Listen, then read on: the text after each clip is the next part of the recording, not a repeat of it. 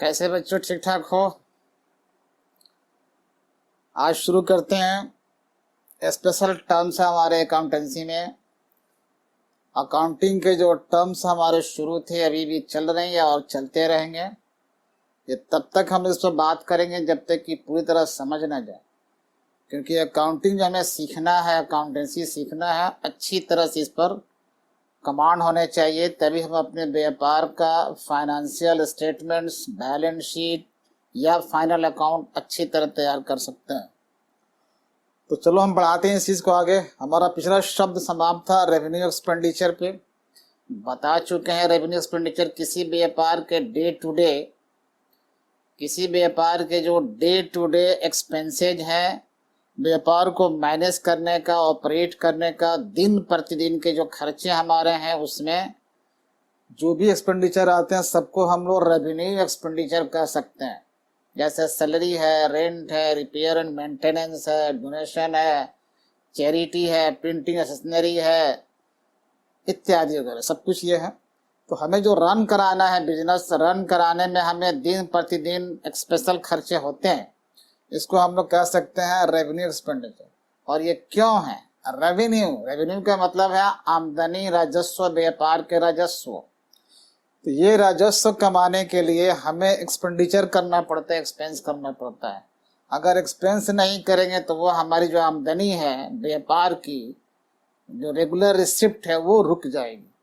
For example, अगर हम किसी को सैलरी देते हैं, अपने स्टाफ को सैलरी पे करते हैं तो बार बार देना पड़ेगा, रिपीटेटिव नेचर है, बार बार। सपोज करो कि सैलरी नहीं देते हैं, सैलरी नहीं देंगे तो एक्सपेंडिचर नहीं करेंगे, तो देखना हमारी आमदनी कैसे रुक जाएगी। जब वो माल बेचने का काम करता है कर्मचारी हमारा, तो माल कौन बेचेगा फिर?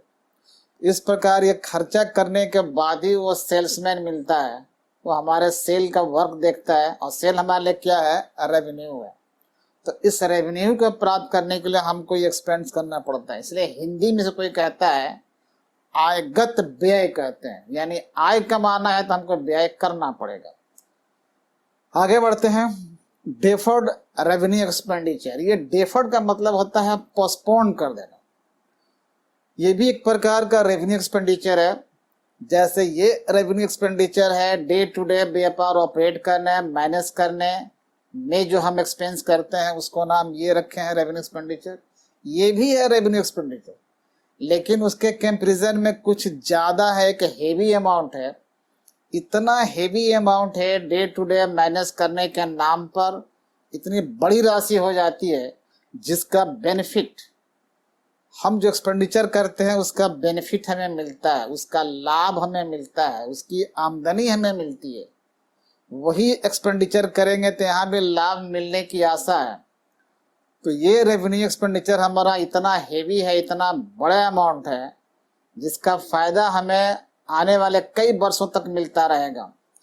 इसका फायदा, इस एक्सपेंडिचर का फायदा हमें विद इन 1 ईयर समाप्त नहीं होता, बल्कि एक उम्मीद है, एस्टिमेशन है कि आने वाले कई वर्षों तक लगातार मिलता रहता है। तो जब ये लगे कि हमने ये बड़ी राशि खर्च कर दी है, बड़ा अमाउंट खर्च किया इस पर, तो आने वाले कई फाइनेंशियल ईयर्स तक इसका बेनिफिट मिलता रहेगा। तो ऐसे रेवेन्यू एक्सपेंडिचर को हम लोग कहते हैं deferred revenue expenditure. For example, अगर कोई हमने एडवर्टीजमेंट में खर्चा किया, तो इतने बड़े पैमाने पर एडवर्टाइज किया, बड़े बड़े बैनर, बड़े बड़े लोहा के एंगल लोगों के छतों पर लगा दिया, इतना फिक्स कर दिया, इतना हेवी बना दिया कि वो जल्दी फटने वाला नहीं है, हवा में उड़ने वाला नहीं है, तो उसका बेनिफिट हमें 1 साल में ख़त्म नहीं होगा, बल्कि कई सालों तक हमको अब लगाना नहीं पड़ेगा। इतना बड़े बड़े बैनर सब लोहे के एंगल में, रॉड में, सरिये में बांध कर सीमेंट बालू फिट किया गया है, शहर के चारों तरफ ऐसे बना हुआ है, तो अब हवा से फटने वाला भी जल्दी नहीं है। बड़ी राशि, बड़ा अमाउंट लगा है इसमें, इसका फायदा हमें 2-4 महीना, 6 महीने, 1 साल में समाप्त होने वाला नहीं है। ऐसे एक उम्मीद लगा लें कि 3 साल, 5 साल तक हमें अब इस तरह का एडवर्टाइज करना नहीं पड़ेगा। तो जो हमने एक्सपेंस किया, जिसका नाम है एडवर्टीजमेंट एक्सपेंस, एडवर्टाइज किया है, ये एडवर्टाइज नाम से सुनने में बिल्कुल लग रहा है कि ये है रेवेन्यू एक्सपेंडिचर, लेकिन इसका बेनिफिट आने वाले कई वर्षों तक उम्मीद की जाती है कि मिलता रहेगा। When it is expected to receive benefit for more than 1 year, and such revenue expenditure is known as deferred expenditure. तो जितना पोर्शन हम एस्टिमेट करते हैं, इस खर्चे का जितना पोर्शन एस्टिमेट करते हैं करंट ईयर के लिए, उसको रेवेन्यू में डाल देते हैं, और जितना एक्सपेक्ट करते हैं कि इसका एक पोर्शन जो आने वाले वर्षों में फायदा मिलेगा, उसको हम लोग डेफर्ड कर देते हैं, मीन्स पोस्टपोन, आगे कैरी फॉरवर्ड कर देते हैं। इसमें लिखा है ना कि it's usefulness does not expire with in the 1 year.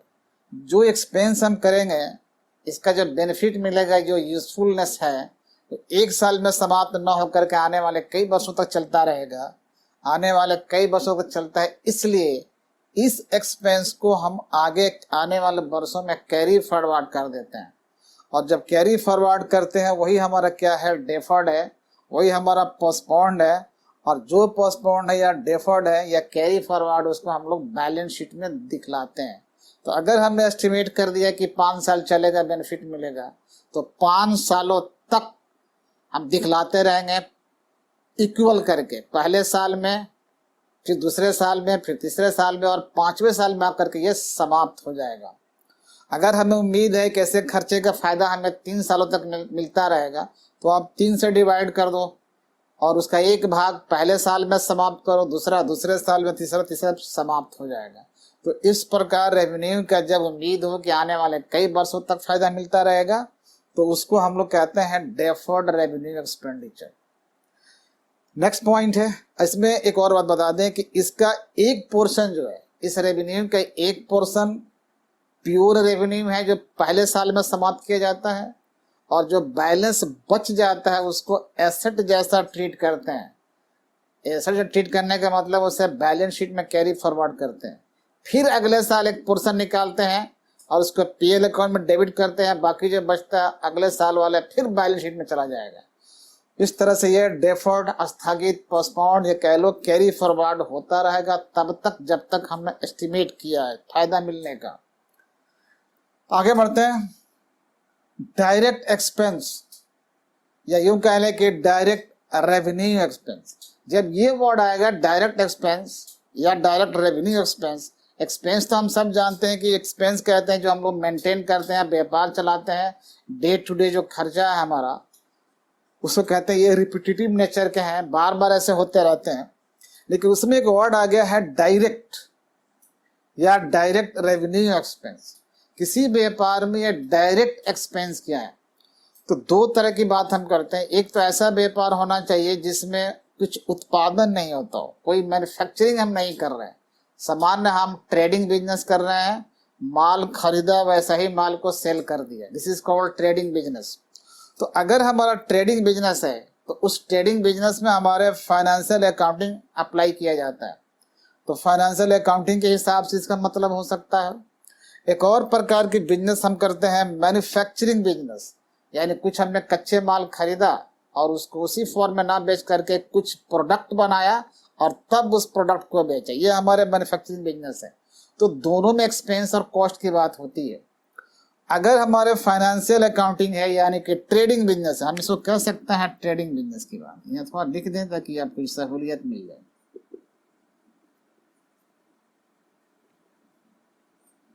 Trading business, trading business एक ऐसा बिजनेस है जिसमें हम लोग माल खरीदते हैं और उसी फॉर्म में उसको सेल कर देते हैं। जैसे माल खरीदे उसको कोई रूप में चेंज नहीं किया, और जैसा जिस फॉर्म में खरीदा उसी फॉर्म में उसको बेच दिया, and this is called trading business. तो अगर हमारा ट्रेडिंग बिजनेस है तो उसका यूज हम लोग करते हैं फाइनेंशियल अकाउंट में ऐसे एक्सपेंस का। तो अब ये है क्या डायरेक्ट एक्सपेंस, वो माल जहां से हम खरीद रहे हैं, माल खरीदने में खर्च से लेकर, माल खरीदने में खर्च से लेकर अपने गोदाम तक, कहीं तो माल गोदाम में आएगा, माल खरीदने से लेकर अपने गोदाम तक लाने में जितने हमारे डिफरेंट एक्सपेंस हो सकते हैं, उन सारे एक्सपेंस को हम लोग कहेंगे डायरेक्ट एक्सपेंस। किसमें? ट्रेडिंग बिजनेस में। माल खरीदने से लेकर गोदाम तक पहुंचाने में जितने खर्चे आएंगे, डिफरेंट डिफरेंट नाम उसका बीच में आएगा, वो सब के सब क्या कहलाएंगे? डायरेक्ट एक्सपेंस कहलाएंगे। जैसे परचेज, हमने माल परचेज किया तो पता ही है परचेज वर्ड आ गया। अगर हमने वहाँ पैकिंग कराया तो पैकिंग एक्सपेंस हो जाएगा, वो भी खर्चा आ गया, क्योंकि बगैर पैकिंग के गोदाम तक नहीं आ सकता, तो पैकिंग का एक्सपेंस आ गया। तो कहेंगे पैकिंग एक्सपेंस क्या है, तो डायरेक्ट एक्सपेंस है। अब हमने अगर लोडिंग करा दिया कहीं ट्रांसपोर्ट में, लोडिंग हमने उठाया एक्सपेंस, तो लोडिंग एक्सपेंस भी क्या है, डायरेक्ट एक्सपेंस है। जब लोडिंग करा दिया फिर ट्रांसपोर्ट में, तो ट्रांसपोर्ट वाला लेकर चला तो ट्रांसपोर्ट चार्ज भी हमको देना पड़ा, तो वो ट्रांसपोर्ट एक्सपेंस भी, वो भी क्या है, डायरेक्ट एक्सपेंस है। अब ट्रांसपोर्ट से हम माल छुड़ा के लेके आ रहे हैं, तो हो सकता है गोदाम तक लाने में ठेला वगैरह भी इस्तेमाल किया हो, रिक्शा वाला भी इस्तेमाल किया हो, या जैसे जो एजेंसी है, जो ट्रांसपोर्ट की एजेंसी जहाँ से माल हम अपने गोदाम तक ला रहे हैं, तो ट्रांसपोर्ट के ऑफिस जहाँ माल है और हमारे गोदाम के बीच में अगर कोई और खर्चा हो जाता है तो उसको भी हम लोग क्या कहेंगे, डायरेक्ट एक्सपेंस कहेंगे।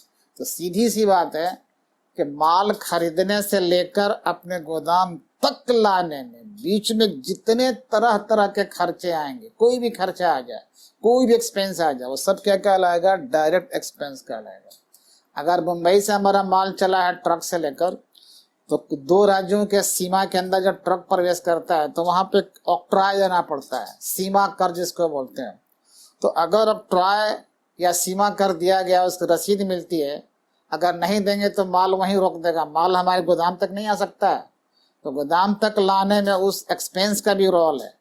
तो गोदाम तक लाने में जितने बीच में एक्सपेंस आएंगे डिफरेंट डिफरेंट नाम से, वो सब के सब क्या कहलाएंगे, डायरेक्ट एक्सपेंस कहेंगे। एक बात तो ये भी हो गई। अब जब आगे बढ़ते हैं, अगर हमारा मैन्युफैक्चरिंग बिजनेस है, यानी मटेरियल माल हम खरीदते हैं, तो कहाँ तक ले जाएंगे, अपने गोदाम तक ले जाएंगे या फिर फैक्ट्री तक लेके जाएंगे। तो गोदाम तक ले जाने में जितने खर्चे हैं वो सब आएंगे, किसी नाम से पुकारो, खर्चा आएगा। या फिर फैक्ट्री तक उस माल को ले जा रहे हैं, फैक्ट्री में जाएगा तभी तो कुछ बन के निकलेगा प्रोडक्ट हमारा। तो माल खरीदने से लेकर और फैक्ट्री तक माल को लाने में जितने एक्सपेंस हो गए डिफरेंट डिफरेंट नाम से, वो सब के सब क्या कहलाएंगे, डायरेक्ट एक्सपेंस कहलाएंगे। एक बात क्लियर यहाँ तक हो गया। लेकिन किस में बात कर रहे हैं, फाइनेंशियल अकाउंटिंग की बात कर रहे हैं। लेकिन अगर हमारे यहाँ कहीं कॉस्टिंग की बात चल रही है, कॉस्ट अकाउंटिंग, तो अभी जब कॉस्ट अकाउंटिंग हम बात विशेष नहीं कर रहे हैं, अभी टोटली हम बात कर रहे हैं फाइनेंशियल पर बात कर रहे हैं। तो फैक्ट्री तक माल ले आने में और फैक्ट्री के जितने खर्चे हैं, फैक्ट्री का रेंट है, इंश्योरेंस है, उसका मेंटेनेंस है, मशीनों का डेप्रिसिएशन है, फैक्ट्री के जितने एक्सपेंस है, जिस नाम से पुकारिए, दरवान का खर्चा, वहाँ मैनेजर का सैलरी, जो भी लोग वहाँ काम कर रहे हैं, तो फैक्ट्री का संपूर्ण टोटल एक्सपेंडिचर ऑफ फैक्ट्री, वो सब के सब डायरेक्ट एक्सपेंस में आता है। यदि फाइनेंशियल अकाउंटिंग की बात करेंगे तब, एक्चुअली हम फाइनेंशियल अकाउंटिंग के बारे में ही बात कर रहे हैं, अभी हम कॉस्ट अकाउंटिंग के बारे में बिल्कुल बात नहीं कर रहे हैं। जब कॉस्टिंग की बात करेंगे वो अलग कहानी हो जाएगी। तो 2 चीजें आ गई, एक तो है कॉस्ट अकाउंटिंग और दूसरे है फाइनेंशियल अकाउंटिंग। तो हम फाइनेंशियल अकाउंटिंग में बात कर रहे हैं, टोटल हमारी बात अब तक हो रही है फाइनेंशियल अकाउंटिंग में। तो फाइनेंशियल अकाउंटिंग में हमारे ट्रेडिंग बिजनेस भी हो सकते हैं और मैन्युफैक्चरिंग भी हो सकते हैं, क्योंकि फाइनेंशियल अकाउंटिंग दोनों में लागू है।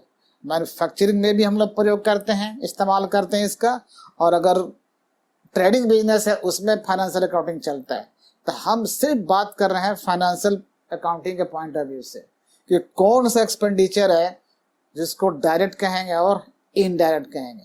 तो जितने खर्चे, जितने एक्सपेंडिचर माल को खरीदने से लेकर अपने गोदाम तक लाने में या अपने फैक्ट्री तक लाने में खर्चा हो जाता है, वो सब कहलाएगा डायरेक्ट एक्सपेंस।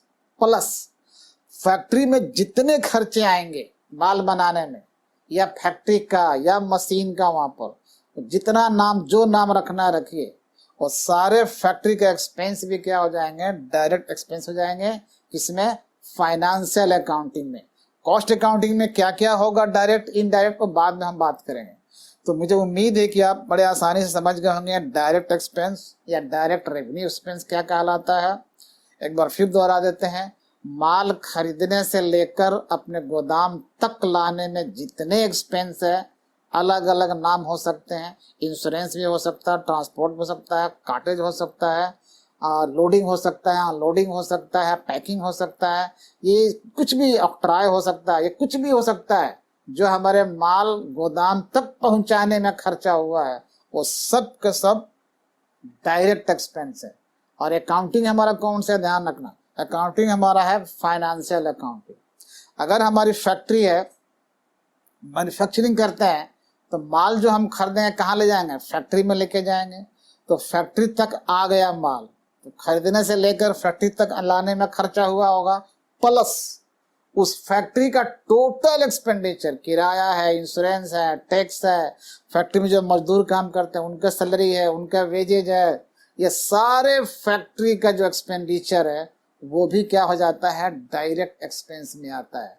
कई बार उस फैक्ट्री के सारे एक्सपेंस को हम लोग फैक्ट्री ओवरहेड्स के नाम से भी पुकारते हैं।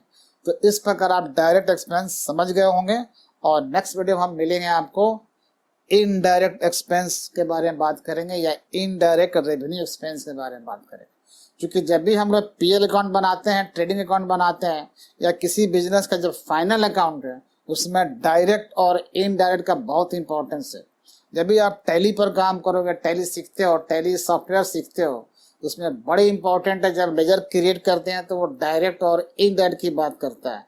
अब ये हम अंदाज से काम करते हैं, नहीं समझ पाते कि ये एक्सपेंस कौन सा है, इसलिए इंपॉर्टेंट है कि आप मैनुअल वर्क करोगे अपने बिजनेस का या कंप्यूटराइज करोगे, तो ये बेसिक चीजें हैं, बाइफर्केट करना है कि दिस एक्सपेंस वेदर डायरेक्ट और इनडायरेक्ट, आपको डिवाइड करना है, उसी के अनुसार आपका रिजल्ट आएगा, रिजल्ट जो रिफ्लेक्शन होगा उसी के अनुसार होगा। तो फिर मिलते हैं नेक्स्ट वीडियो में। हमें उम्मीद है कि बात समझ में आपको आई होगी। आप वीडियो को पूरा देखिए और बार बार देखिए, जब तक आप पूरा वीडियो वॉच नहीं करोगे तब तक पूरी बात समझ में नहीं आएगी। आधी अधूरी बात, आधी छूट जाती है, देखते हो बात समझ में आएगी नहीं, बिल्कुल। ये मेरी बात, आप समझिए चीज को, ठीक है। धन्यवाद, जय हिंद।